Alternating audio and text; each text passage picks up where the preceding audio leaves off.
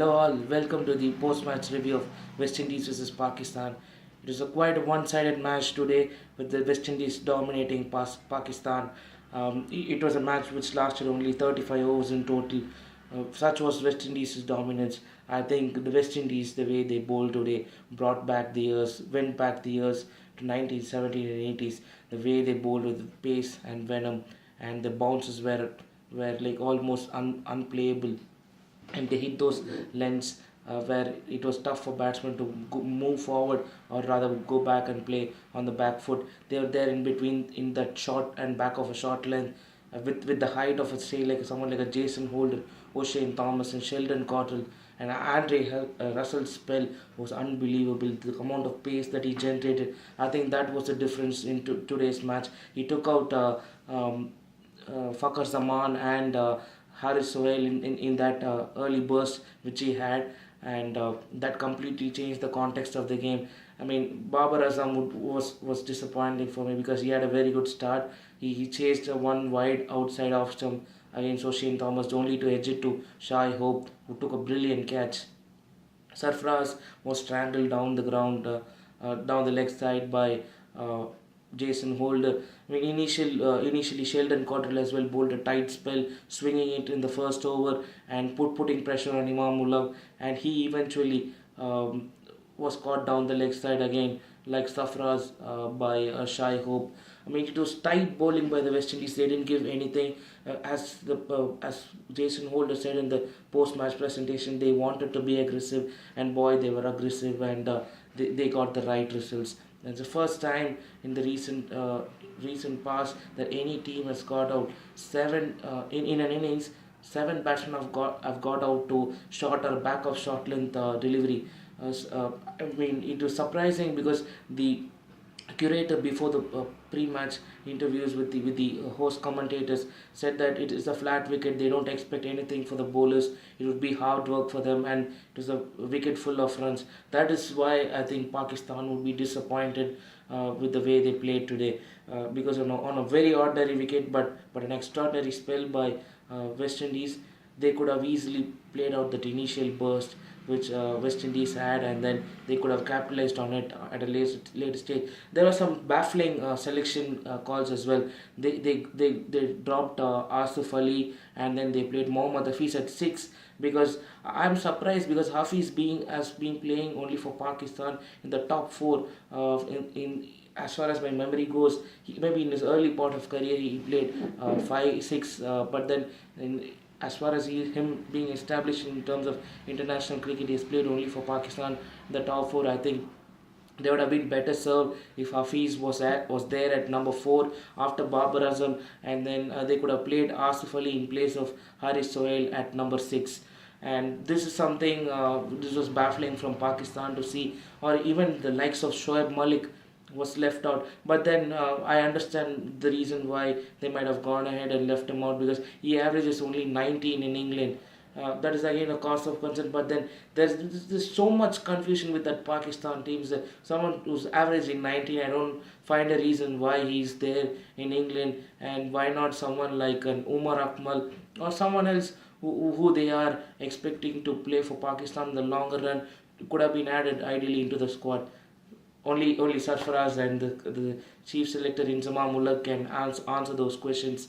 Um, as again surprised even with the way with the selection of bowling is Hassan Ali.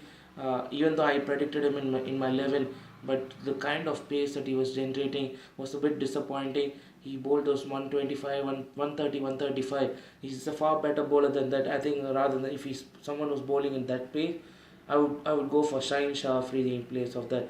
I mean, if not for face-saving innings from Wahab Riaz, it could have been even worse for Pakistan. They put down a paltry 105. West Indies were brilliant. The universe boss was fantastic in the way he approached his innings. He broke the back of the chase with a fantastic 50 of just 33 balls. And Mohammad Amir's spell was the only shining light for Pakistan in this match. He bowled well, 6 overs, 26 runs, and 3 wickets. Yes, the pace was down, but I think he's a confidence bowler. He would get better as the tournament progresses, and if it is important that Pakistan just make sure he's in the right frame of mind going forward. He's a very important cog in Pakistan's fortunes in this World Cup. Overall, it's been a disappointing performance by Pakistan, and I think it's the only way up for them is to go ahead to the drawing board, make some key selection changes, and then come back stronger in the next match. West Indies, on the other hand, would be high on confidence, and at the same time, they have some injury scares with Andre Russell and Chris Gayle pulling us back. But I think they should be fine in time for the next game against Australia.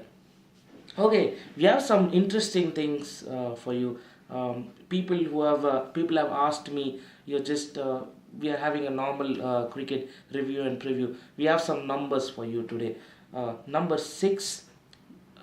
Number six. What is number six? So number six is the Chris Gayle has scored six consecutive 50s in his last six ODIs, and he has scored 547 runs in his last six ODIs and has scored 47 sixes. This is the importance of number 6 in today's context.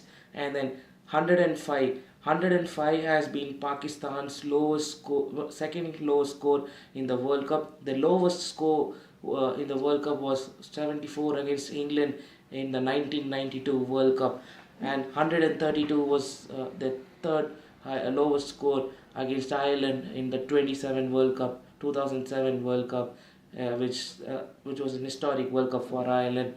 And then the next number that we are looking at is number 11. The number 11 is the number of consecutive defeats for Pakistan in completed ODIs. They lost 4 against England in England, 5 against Australia in the UAE, and 1 against South Africa leading into the World Cup. This is not taking into account the warm-up match which they lost against Afghanistan. It's been a very bad time for Pakistan cricket in white ball format. I just hope it just improves and they have a very good World Cup from here on.